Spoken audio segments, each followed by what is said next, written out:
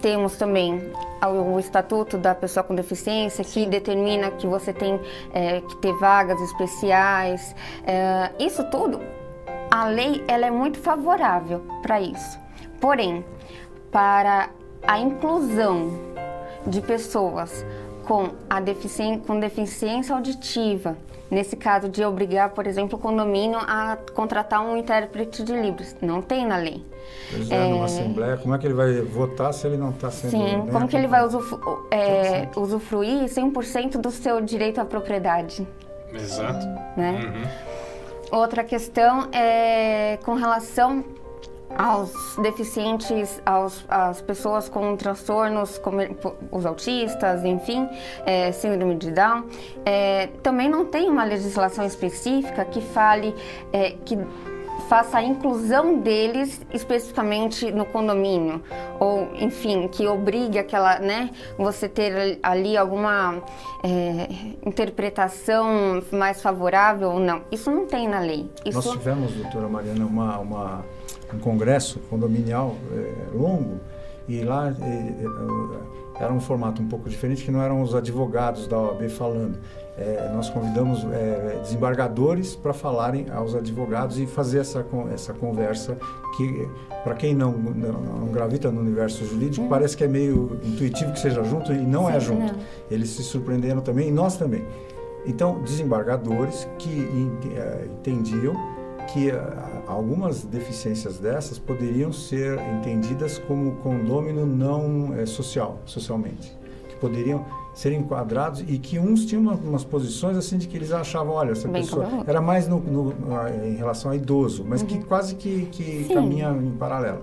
O idoso, algumas posições assim, na visão das decisões de tribunal, que o idoso, ele, apesar de ser idoso e ter necessidades específicas da idade, os condôminos não teriam que se sujeitar a essas especificidades. Isso surpreendeu a muitos, inclusive a mim naquele momento, porque são necessidades individuais, sim, mas que não são opcionais. Sim. Então, um universo que vai ter que ser muito... Acho que tem muita coisa ainda para acontecer. Por muito debate ainda pela frente. Tem muito debate. Tem muito debate, porque eu, de certa forma, eu entendo também o lado de quem fala que não tem que fazer nada. Porque você tem ali, poxa, eu tenho a minha propriedade, eu tenho ali, por que eu tenho que ficar... Já não tem a lei que ampara aquele tanto? Fazer valer, né, os estatutos. Por que eu tenho que dar mais? Sim. Mas aí você já pensa, mas poxa, eu tenho que dar mais? Não é que eu tenho que dar mais, eu posso dar mais um pouco. É o tal do bom senso, né? Eu também vou cultura de paz. Eu vou ter um dia ficar velho. Exatamente, velho não, você se colocar no lugar do outro, né? Tentar a empatia. Como é que o doutor Ricardo tem visto esses assuntos que ele está falando aí? Como é que... Interessante, vários enfoques aí, né? Eu, na verdade, eu quero muito ouvir a opinião da doutora Mariana. Mas então, na sua opinião, você acha que talvez né, porque a questão é que a sociedade como um todo, né, inclusive que nem você mesmo apontou, a lei acaba até sendo um tiro pela culatra em termos de comportamento social geral. Que a pessoa, ao invés de olhar para a lei e falar, puxa, olha, nem o mínimo estava se fazendo, ela usa isso como uma baliza quase, fala, olha, já foi feita a lei, o que você está reclamando a mais, não é verdade? Né? E, que nem você muito apropriadamente disse, a sociedade tem que... É uma cooperação, né? Nós não somos inimigos que estamos sempre em conflito com o outro.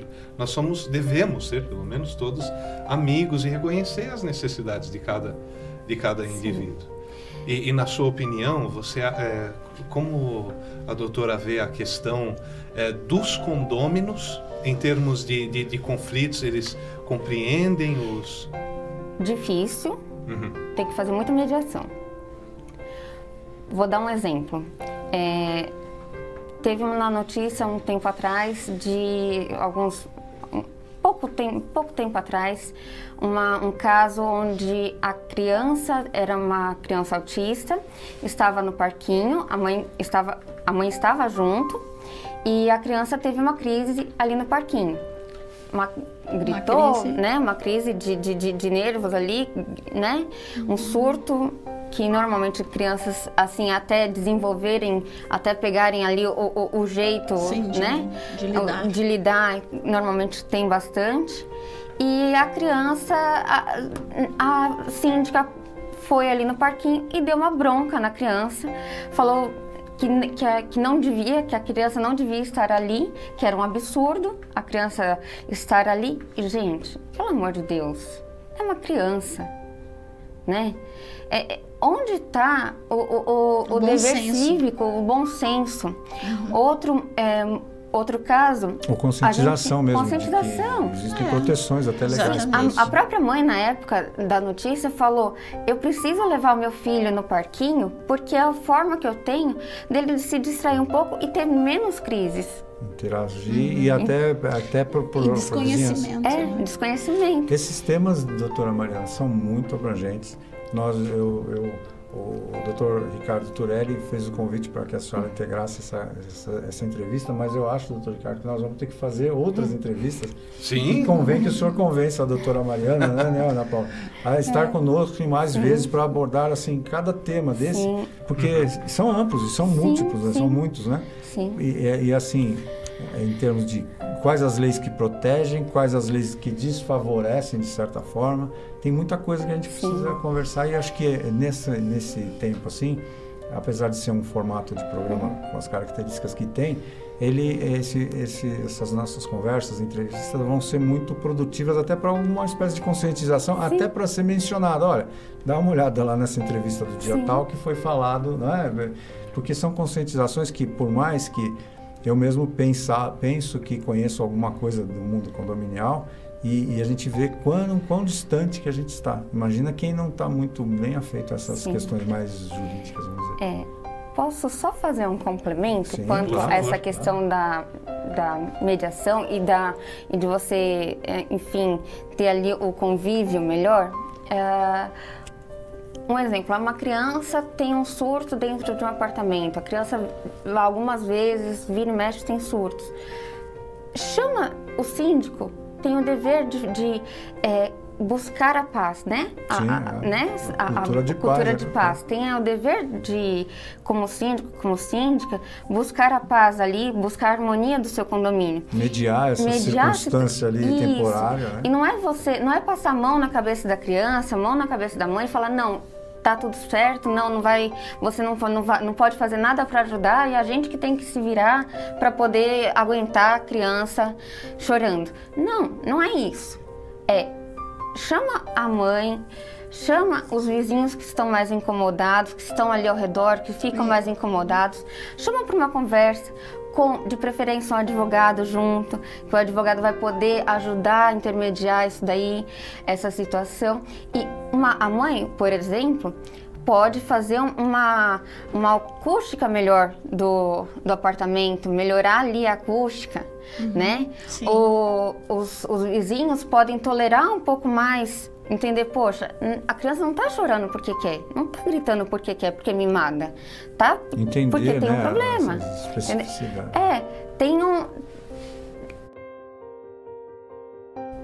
Tem que haver um meio termo.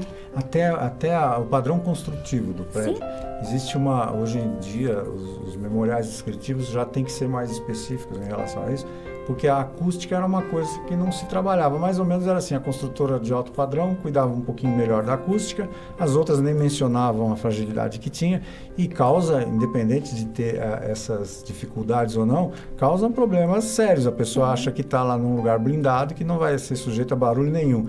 E o prédio em que ele está não necessariamente tem essa construção, esse padrão construtivo. Então, até essa forma de entender, olha, nós temos aqui um condômino com necessidades especiais, o nosso padrão construtivo é X, porque isso tem lá uma classificação específica, nossa classificação é essa, então você está morando num lugar que está sujeito a esse tipo de interferências ou não. São assuntos bem abrangentes mesmo, né, doutor Ricardo? E mesmo em ESG, nas questões de ESG mesmo, de governança e tudo, inclui essa gestão de contornar essas questões todas, de fazer com que isso seja acompanhado, é bem interessante, são várias implicações que a gente... E não só da criança também, né? Não só da Porque criança. essa criança, existem crianças que tinham essas deficiências. A Ana Paula Pichler, ela conhece bem esse tema da psicologia e todas essas questões de criança também, de pedagogia, mas que existe a criança que foi criança um dia que hoje é um adulto. Hoje é um adulto. E que talvez até nós tivemos umas notícias aí de umas dificuldades de vizinhança.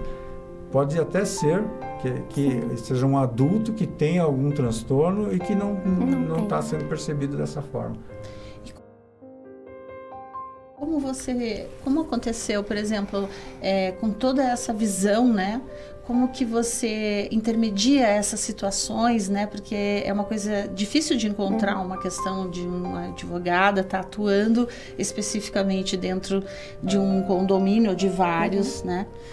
Então, eu procuro orientar meus clientes a sempre buscar mediação. Eu procuro fazer com os meus síndicos, os clientes do meu escritório, essa comunicação, essa educação deles. Eles muitas vezes falam, faz a multa, né? O pessoal gosta de dar a multa. Mas peraí, calma lá. Tá multando, multou uma. Pensa aqui um pouquinho. Vamos puxar para uma mediação, vamos puxar para uma conversa. Às vezes até numa mudança do regimento interno mesmo, porque se existe um morador com uma necessidade específica e o regimento, o estatuto não prevê alguma coisa desse tipo, precisa prever. Nesses casos, em casos dessa forma, a possibilidade de uma multa ou não tem que ser atenuada, porque é uma questão de civilidade. Sim, é uma questão... É de certa forma até raro a gente ver, não é que é raro, tem muita gente, mas se a gente for contar na mídia, os casos, a gente pipoca um ou outro, não é uma coisa assim como, por exemplo, um idoso no condomínio, né, querendo uma vaga mais próxima do elevador, que é mais corriqueiro. Então eu acho que colocar isso muito especificamente num regimento interno pode não ser 100% benéfico para o condomínio. Pode ser, mas pode não ser, dependendo da comunidade ali, dependendo do... Pode causar mais problemas. Então, eu acho que, nesse caso, o síndico tem que usar do bom senso. Tem que usar mesmo ali usar e abusar do seu escritório de advocacia. Para que o seu escritório te auxilie ali no desenrolar. Como parceiro mesmo. Não, o que você acha que eu posso fazer melhor aqui? Né? Vamos... Como encaminhar essa situação. Como encaminhar. E que são situações que não necessariamente se repetem, né? Sim. Não tem uma fórmula, a fórmula diz que tem que ser assim. Tem um caso de um cliente que a síndica tinha no condomínio ainda tem, que a pessoa não mudou do apartamento. Tem uma criança autista e síndrome de Down, e ela queria uma vaga especial para a criança. Só que no condomínio tem várias pessoas, esse é outro ponto. No condomínio tem várias pessoas com algum tipo de deficiência, com algum tipo de mobilidade reduzida. Qual a escala de valores aí para... né? Aí, o que a gente pode fazer nesse sentido? Que foi a sugestão que eu dei para a pessoa e ela ouviu até onde queria ouvir. Mas tudo bem, o nosso papel como advogado é orientar, né? É orientar. Fazer levar essa questão para a Assembleia decidir o que vai querer fazer e orientando a Assembleia a quê? Não simplesmente jogar a Assembleia se vira, não. Orientando a Assembleia a quê? Faz um sorteio prévio, dessas pessoas, faz um cadastro dessas pessoas e faz um sorteio prévio dessas pessoas. Sim. Porque você tem ali no condomínio, vamos supor, 10 pessoas com deficiência, 10 pessoas com algum tipo de mobilidade reduzida, e você tem 2 vagas de PNE. Como que você faz para encaixar? Será que o rodízio é interessante? Em rodízio, que tempo? Né? Um sorteio, deixa aquelas vagas e sorteia né? Deixa aquela ali para rotativa. Se alguém abriria a mão de uma vaga, são questões no todo, muito interessante. E essas dificuldades, no todo, contribuem para o convívio condominial. Porque colocando isso numa assembleia, os condôminos passam a se ver como importantes nas decisões. Sim. E não fica jogando só ou para o estatuto ou para o síndico tomar uma decisão de multar. Você sentem parte, né? É uma evolução. É uma evolução. Isso que é importante. Esse assunto debate, né? São debates que estão postos aí. Nesse tempo, Ana Paula e Dr. Ricardo, eu acho que é o tempo que a gente falar de esse formato nosso do programa. Ele, ao final, faz uma homenagem, um troféu homenagem pela sua atividade, em especial, com essas visões tão importantes e que nem sempre são defendidas com a clareza que precisam ser. Então, nós fazemos uma pausa nesse tempo e vamos fazer a entrega simbólica de um troféu homenagem pelas suas obrigada. atividades. Então, desde já, agradecemos para o Dr. Ricardo, que fez esse convite, a Ana Paula Pichler, que é nossa parceira de sempre em todas as atividades, porque também conhece muito desses assuntos transversais e múltiplos. Mas quem a gente agradece mesmo é a doutora Mariana em ter dado agradeço. a valiosa opinião. Eu agradeço muito o convite. Contem comigo sempre. Se quiserem complementar, trazer mais coisas, a gente pode trazer, com certeza. Coisas mais específicas. O assunto é extenso. E contem comigo para muita coisa. Obrigada. Muito obrigado. Sempre. Muito obrigado.